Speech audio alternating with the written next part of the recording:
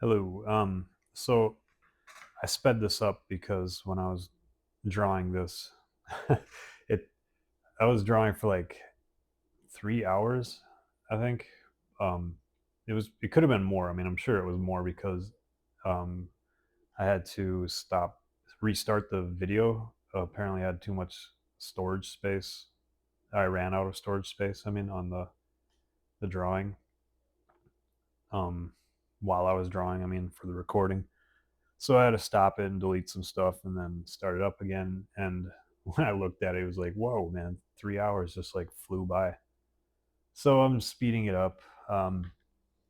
If you like to see like a real, oh, excuse me, I burped. If you like to see a real time version of this, then like let me know and I'll do that.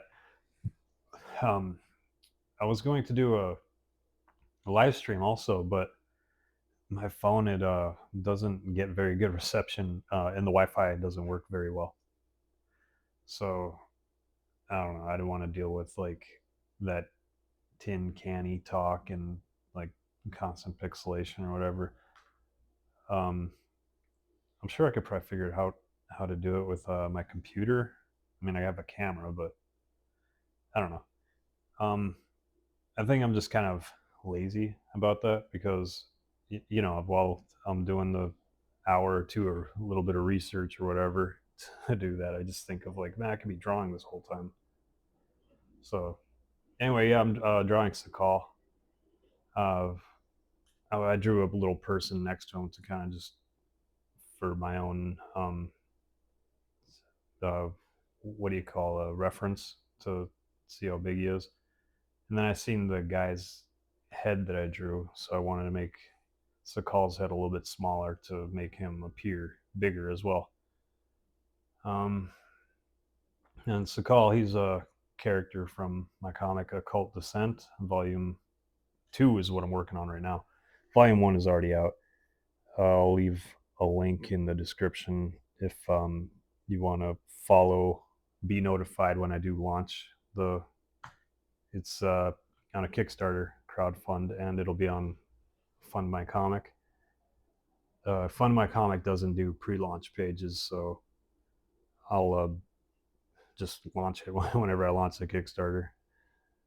Of, but yeah, he's a ancient psychopathic mutant vampire, and he's he was like locked up for in a secret prison for a long time. Um, I'm, I don't go over his origin in the comic or anything other than just what I told you. Um, but I was thinking about doing like a zero issue or a one half issue of going over some of these people's origins, like Sokol's possibly. And I don't know if I'll really go over the origin. Maybe I'll just do like a story that includes him from like 1,000 years ago or something. Just because I don't know, it kind of like Wolverine. You go over his origin, and no matter how you do it, it just kind of feels like once you establish it, like, oh, this is definitely what happened to him, and that's how he became this. It just kind of seems like, oh, well, that's it. You know, the mystery's gone and all that. So I don't think I'll be doing that for Sakal. I mean, maybe I will. I don't know. I guess I'll like it. I I have an idea of how the story would go. I don't have it all down though. Like it's still a work in progress if I'm going to do that. But in any case, for volume 2, I'll just go over the. It's like a 2 minute spiel, I think. It's set in a world where vampires have been around for a while, and they've been apprehensively allowed into society. There and in that is this kid Henry. He's been having mental episodes his whole life, and his uncle that was taking care of him would take him to see different doctors. They'd try different treatments, medication. Nothing seemed to be working for a substantial amount of time. And then his uncle passes away, Henry's like a later teenager at this point, and he like is ashamed because he's not getting any better or hasn't gotten any better. So he runs away because he doesn't want to be a burden to anybody. Um, and then that's when this guy right here, Sokol, he breaks out of his secret prison. When you first see him in the comic, he's not this huge. I just kind of wanted to bulk him up a bit. But yeah, so Sokol breaks out of his secret prison. He's on a different continent, where they were holding him as a prisoner and a vampire prisoner. Uh, but as he's getting closer to Henry, because he's hunting him down, Henry, his mental episodes and slash visions are getting stronger, and you could see um, that now it's this this ancient vampire that's been behind his mental duress his whole life. And then with the psychic link, he also sees this guy kill a bunch of people, and so he turns to his friend Andy. She's a police detective for help, and okay, so I gotta go do a little spoiler for book two, just to set up the premise of it. Is that Henry does get abducted by Sokol, and Andy joins the VACU, Vampire Assault Case Unit, um, to get Henry back and stop Sokol. And also the normal vampires, the non-mutant ones, they're they're also Sokol's not helping them out because they're having a hard time getting along in society. So they devise a plan as well. They have like a secret governing body. That anyway, yeah. So they'd come up with a plan to deal with Sokol as well, and yeah. So like a lot of fighting. I kind of think of it as uh, I don't know if you see, hopefully you've seen these movies, but how I see it is like these the Roughnecks from Starship Troopers versus the vampires from True Blood versus the vampires from Dusk Till Dawn.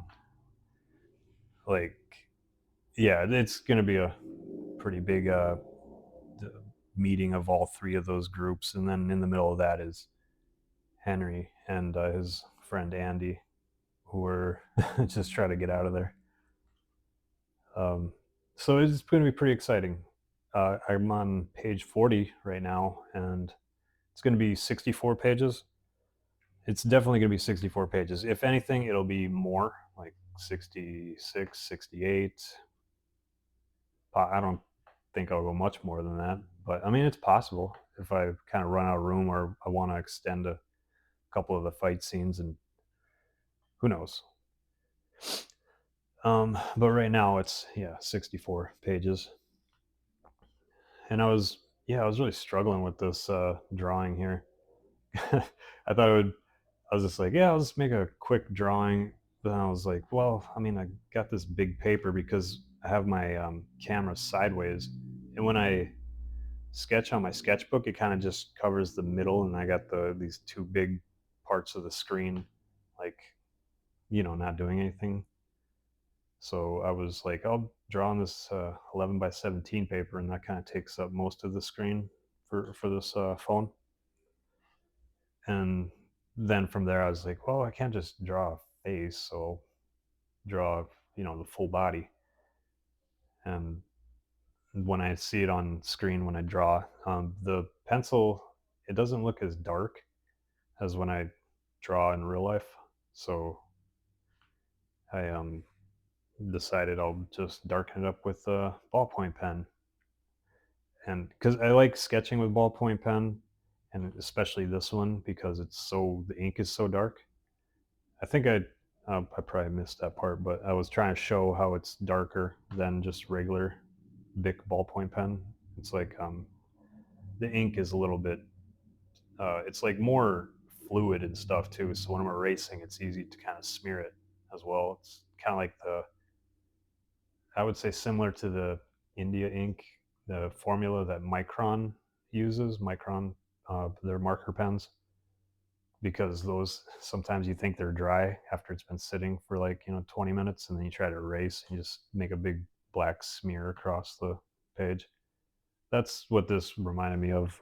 I It's my first time drawing with it, but I just like I like the marks it was making, so I figured I'd sketch with this. But uh, I think next time I'll just go with the microns or the Stedler pigment pens.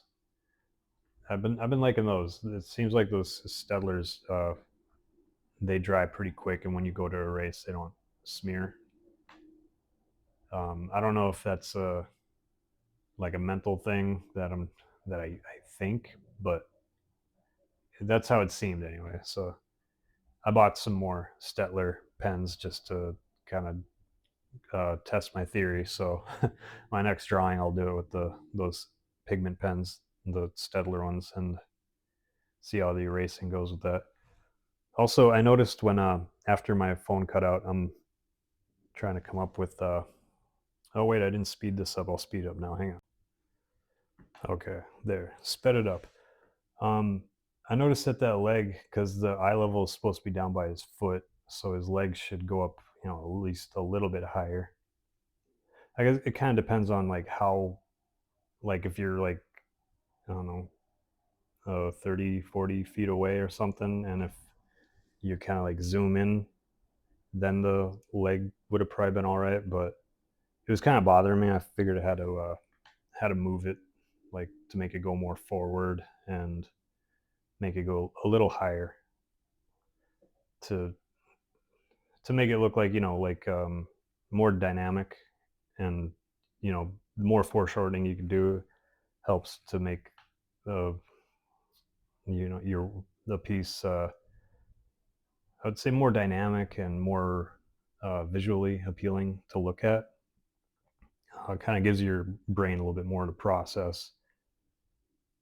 So that's why I did a little bit of foreshortening on the hand as well, where he's reaching forward.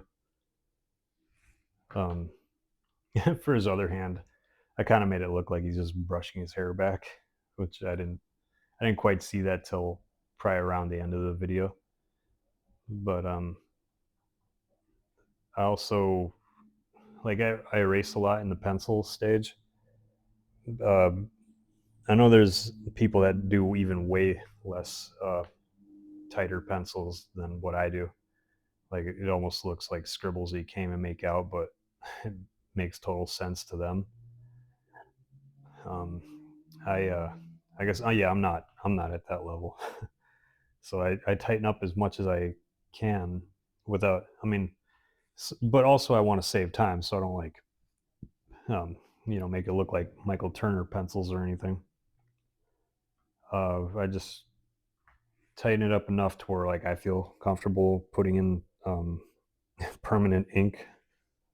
But even putting in permanent ink, I have white Posca marker that I've I use it almost like an eraser. I mean, uh, I use it almost as much as an eraser with a few of my last pages I worked on for the comic, because I sometimes like when you're working on a comic and you got perspective lines going, and then you don't realize that you're drawing something completely out of perspective until like you're done with the comic and you're or the page and you're about to scan it, and then it's like, wait a second, something's off here. And that's what happened. And so I didn't want to redraw the whole thing, and then I also didn't want to I could scan it in and kind of and fix it in Procreate like way easier, but I wanted the physical medium of it, to look at. So instead of drawing the whole thing or light boxing, transfer it and light box everything, which would have taken forever because it was just a small, like probably 2 by 4 inch area where I just Posca markered the heck out of that, knocked it all out, and redrew the. It was like a little kind of a special rocket launcher kind of thing. Um, if you watch this and get the comic, you'll see what I'm talking about when you get to it. And oh yeah, I wanted to draw veins. I forgot to, so I just kind of running over all these lines that I already put down, and knowing I'll come back with a Posca marker to cover it up. And I was thinking I made that foot too big, so when I go in and ink that, I try to make it slightly smaller.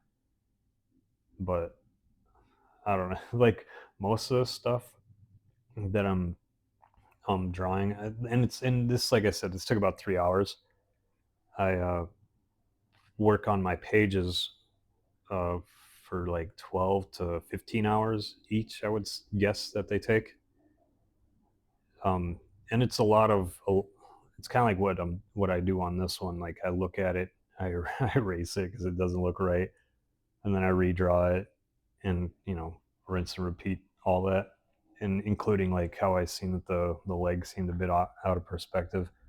Like, I'll, yeah, I'll do that on a page, and I'll get pretty far into drawing, and I don't like it, so I'll erase large chunks. Or like for that one page I was talking about, I would go in and just Posca marker out everything for chunks. I mean, if it was the whole page, of course, yeah, I would just start a new page. Um, I think I darkened in one of those striations on his right pec. I think I did that too thick. Uh, I got the drawing right here. Sometimes I add little ticks here and there, but I don't know if I will on this one. Um, I was just kind of doing it to make content for the video. If I do go back and add anything to this, it'll definitely try to add more to those wings. Also, the wings. Um, I got to get a better 3D understanding about that. My like when the top of the wing would come towards you and the bottom of the wing, of course, would go away from you. Like those kind of drawings of it, I don't quite have my head wrapped around that understanding of how these things work. I I should probably look a little bit more. I got David Finch's Ascension comic, and a ton of those guys have like demonic wings, like this guy. So I'll just kind of probably peruse through that and see how he tackled some of the uh, foreshortening issues with the wings. But that's why I drew the wings kind of pretty much straight up and down, to kind of give the illusion like it's not flat, but slightly curved at least. So I think I was like, well, that should be good enough. But I wanted to draw the wings just to kind of take up more space on the whole page. And oh yeah, I remember those. I went with that kind of shorthand, like outlining where the creases would be on the pant leg there. Um, my first attempt was to kind of just see how it would look with how I would how I think Mark Silvestri does the pant leg folding clothing folds. But I don't know, I didn't really think it looked that good, so I just went that route, kind of Michael Turner esque, or um, somewhat like Jim Lee. I think when he does like a shorthand, when he was doing a drawing of, what do you call that when you just draw stuff in front of people? Um, like it was a panel that Jim Lee was doing, but uh, dang, I can't think of the word right now. But like when everyone kind of gathers around, it doesn't have to be drawing. It could be a karate guy breaking some bricks, or a demo. Yeah. So Jim Lee was kind of doing like a demo, and he was talking about shorthand for drawing the bottom of a pant legs when all the cloth fold kind of builds up. And he kind of did like a little line similar to what I did there. But so anyway, yeah, that's who I was kind of emulating, was Jim Lee, Michael Turner, how they kind of shorthand clothing folds. These toes were bothering me. They still bother me. They don't. I don't know. I don't draw feet very often. I guess, especially not this freaking huge. But I just took my best guess at it. Um, each your kind of like your hand, your toes got those tendons that connect them all the way up to I think your ankle. I think that's where they kind of start wrapping around. And yeah, that big tendon up there. I don't even know what that connects to, but um, I also didn't want to spend too much time on that because it's like, come on, it's just a foot. No one's gonna be looking at this guy's foot. Um, I think mostly they'll be looking at his face. Oh, and I wanted to draw these rocks here. I think I was talking about that three size rule. There's a big one, middle one, and a little one of those rocks. That I got that from David Finch, and there was another artist. He's got like a really big art channel on YouTube, but he doesn't really post on YouTube very much anymore. I forget the fellow's name. I think he's more on Twitch, but anyway, so those, yeah, David Finch and that other guy, they were talking about rules of threes of like, if you have like birds or, rocks, kind of anything that's in the background, if it just seems to work if you add three different sizes of it. I thought that was pretty interesting.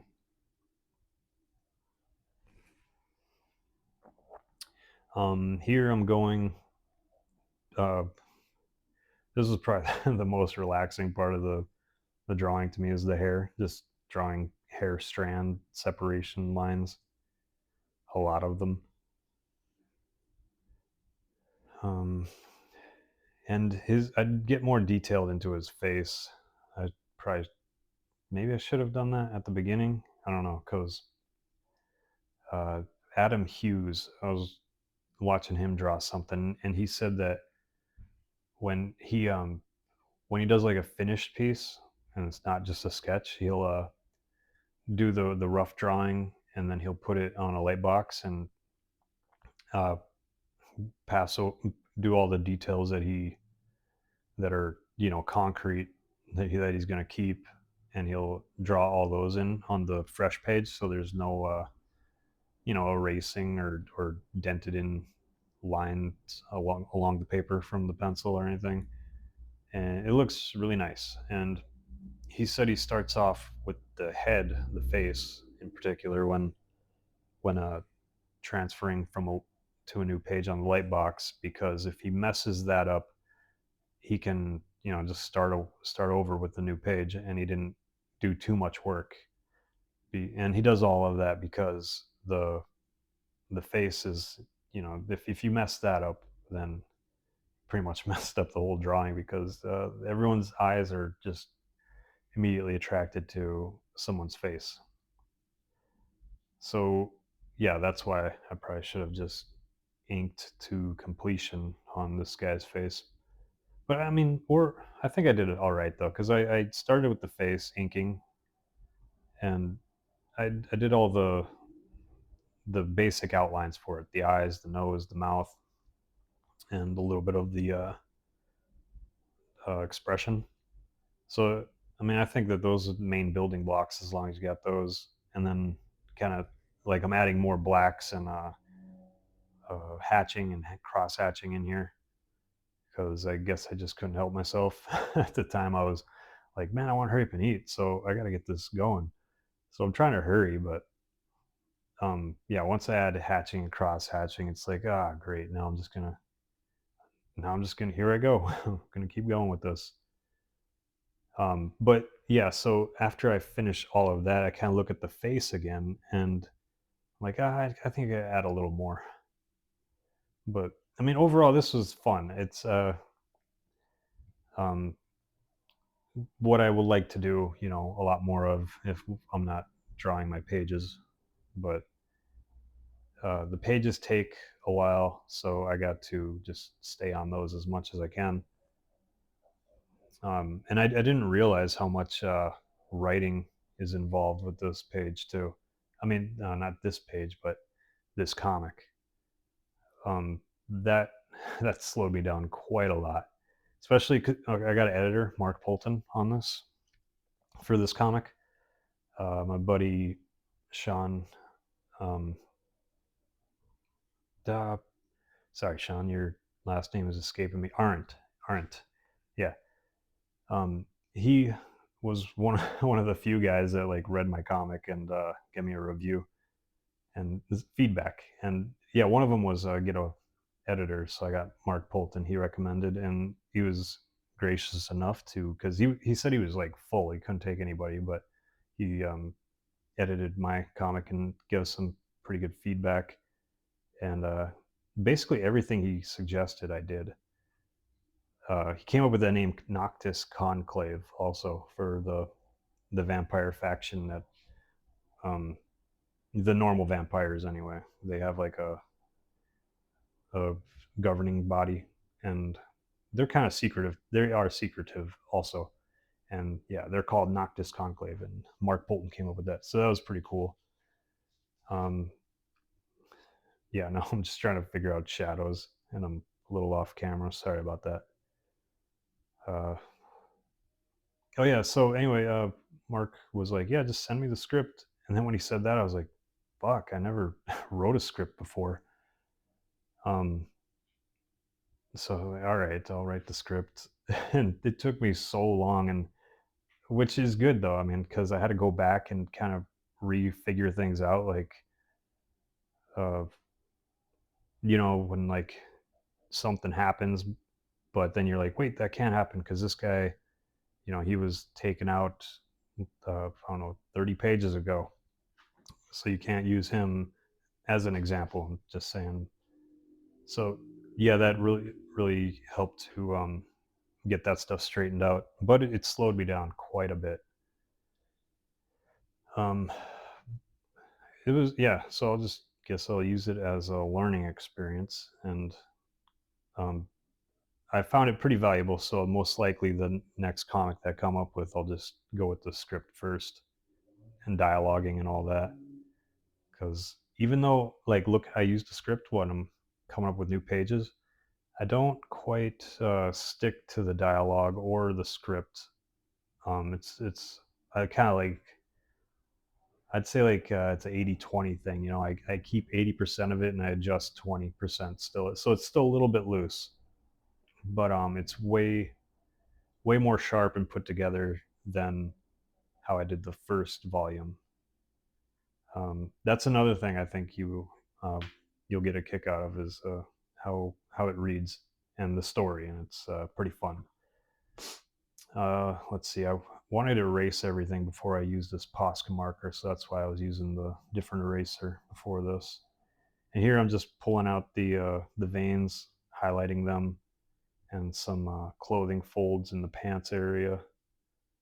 I think I'd do a few hair strands. Yeah, there it is. Right. Oh, okay. Oh yeah, and his tendons on his neck. I really want to make those kind of pop out a bit. So yeah, making some hair strands pop out. This Posca marker sometimes it doesn't run as good. That one that I use, it's more of a hard plastic. It looks like a brush tip, but it's like hard plastic, so it just scratches into the paper.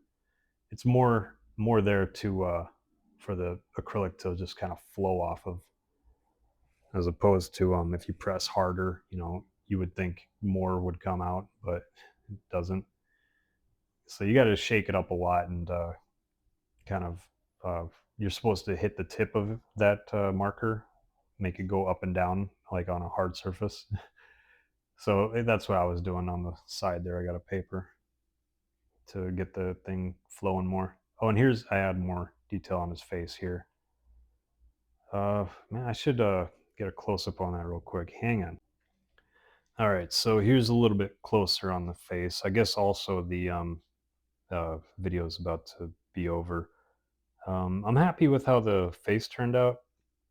I don't know. I couldn't quite figure out the pants legs, and there's like tons of stuff. I'm looking at this, and it's like I would change so much, especially the wings. I would add a lot more. Wouldn't use that ballpoint pen for not Bristol paper anyway. It seems to do better on like sketchbook paper where it has more a little bit of like tooth, And okay, yeah. So check out Occult Descent Volume 2, please. I'll leave the link in the description. And yeah, I'll see you next video. Bye bye.